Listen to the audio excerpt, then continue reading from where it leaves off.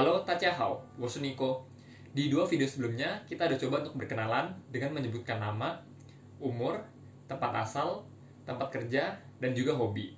Nah, video kali ini adalah extended version dari topik berkenalan, di mana kita akan coba untuk bahas tempat tinggal kita, pekerjaan, dan juga anggota keluarga. So, langsung aja kita mulai. Pertama, untuk ngomongin tempat tinggal. Di video sebelumnya, kita ada bahas bahwa struktur kalimat dalam bahasa Mandarin adalah subjek, kapan, di mana, ngapain. Jadi kita bisa bilang wo xian zai, zai, di mana-mana, cu. Artinya saya sekarang di mana-mana tinggal. Misalnya kita mau hilangin kata sekarang, kita bisa hilangin kata xian zai. Jadinya saya di mana-mana tinggal atau wo zai, di mana-mana, cu. Nah, ini bisa kita isi dengan wo zai ya jia da zhu. Oke, ya Jakarta artinya Jakarta. Jadi saya tinggal di Jakarta. Atau kita juga bisa bilang wo zai ya Jakarta xi qu zhu. Xi qu, xi artinya barat dan qu artinya daerah. Jadi ya Jakarta xi qu artinya Jakarta Barat. Oke. Nah, di sini kita lihat arah mata angin. Pertama kita lihat timur. Oke, tong, nada satu, tong. Kedua, selatan, nan, nada dua, nan. Berikutnya, barat, si, nada satu, si. Terakhir, utara, pei, nada tiga, pei. Jadi orang China suka nyebutnya adalah tong, nan, si, pei. Timur, selatan, barat, utara. Nah, ini bisa kita pakai misalnya kita mau ngomong pei su mentala. Oke, pei artinya utara dan su mentala. Kalian tebak? Exactly, Sumatera. Jadinya Sumatera Utara. Atau kita bilang nan Kalimantan. Oke, nan itu selatan dan Kalimantan. Exactly, Kalimantan Selatan. Atau tong Jawa. Tong Jawa. Tong artinya timur, Jawa, bener banget, Jawa Timur. Oke, jadi kita bisa bilang wo xian zai zai tong Jawa zhu. Oke, saya sekarang tinggal di Jawa Timur. Atau kita juga bisa bilang wo zai bei Sulawesi zhu. Bei Sulawesi artinya Sulawesi Utara. Yes, jadi saya tinggal di Sulawesi Utara.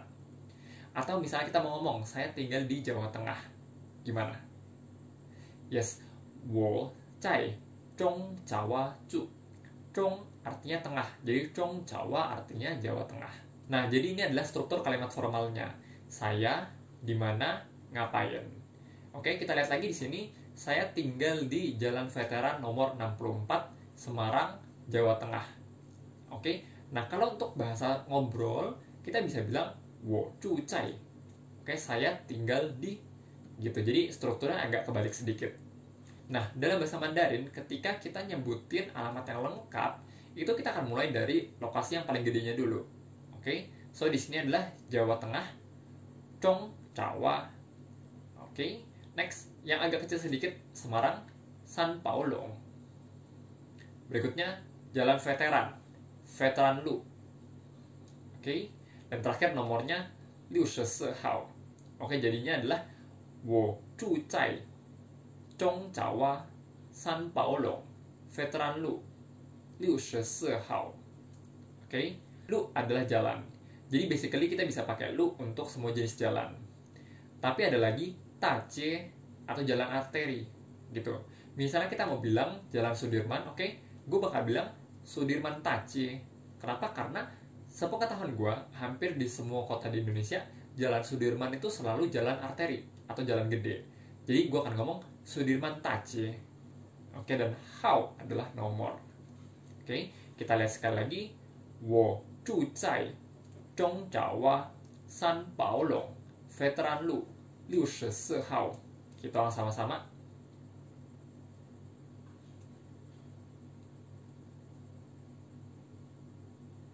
Jadi ini adalah 3 cara untuk mengucapkan tempat tinggal kita. Pertama tadi adalah 我现在在东爪哇住. Oke, kita ulang sama-sama. 我现在在东爪哇住。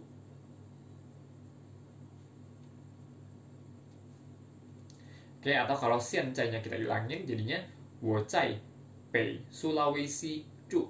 Kita ulang sekali lagi. 我在北苏拉威西住. Atau alamat lengkapnya dan bahasa ngobrolnya kita bisa bilang 我住在中爪哇三宝垄 Veteran 路64号. Kita ulang sekali lagi. 我住在中爪哇三宝垄 Veteran 路64号.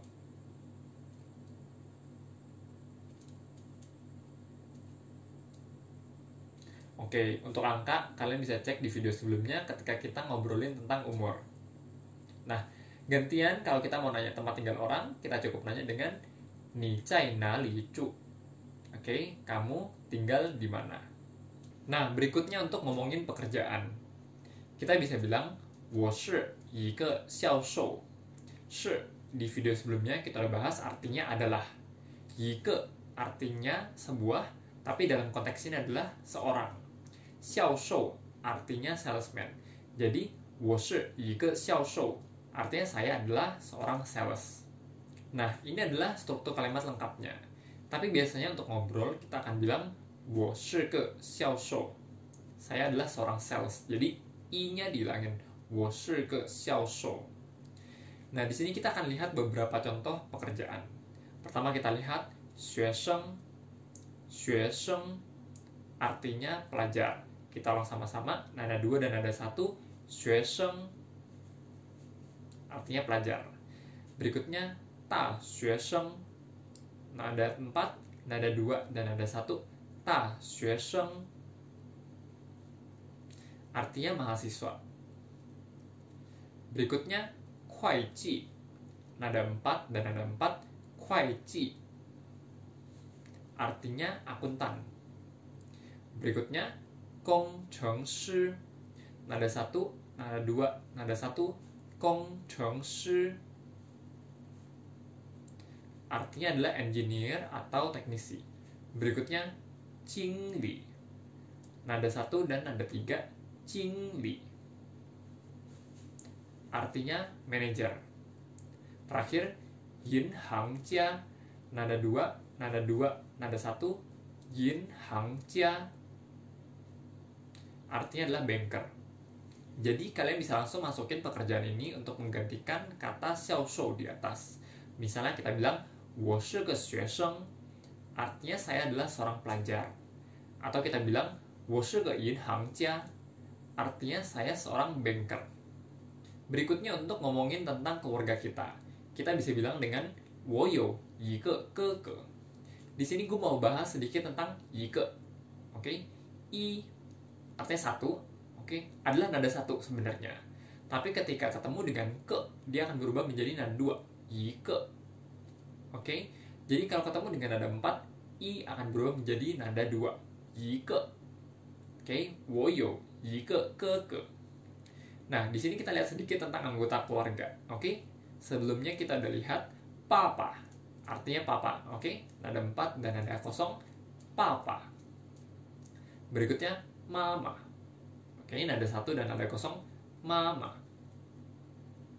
Berikutnya 孩子. Nada 2 dan nada kosong. 孩子 artinya anak. Berikutnya 儿子. Oke, nada 2 dan nada kosong. 儿子 artinya anak laki-laki. Berikutnya 女儿. Nada 3 dan nada 2. 女儿 artinya anak perempuan.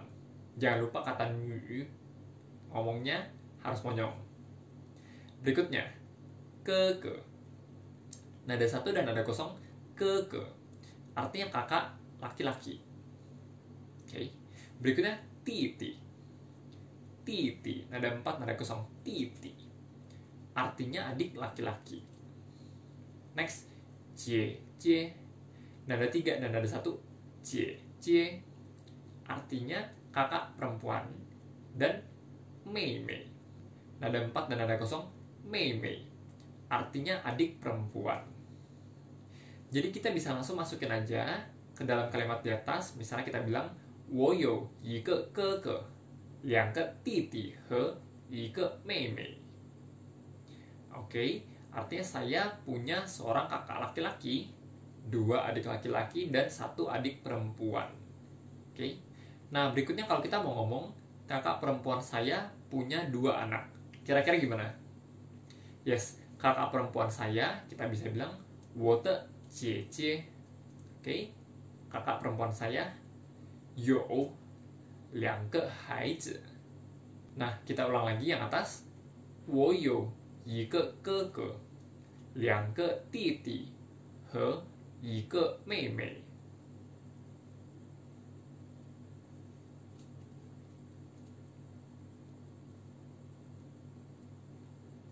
Berikutnya yang bawah. 我的姐姐有2个孩子.